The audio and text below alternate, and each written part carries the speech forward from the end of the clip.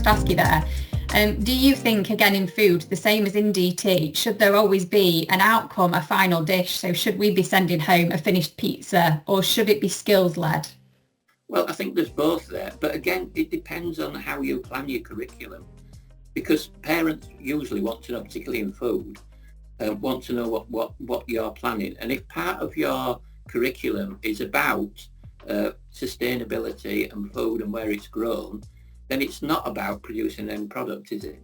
No. You know, you're talking about a different set of what, in other words. So yeah, but I think then you transmit that to parents and say, look, in part of this half term, we're looking at how food is produced, where it's produced, the environmental impact of where it's produced and what it's doing to the planet, and obviously.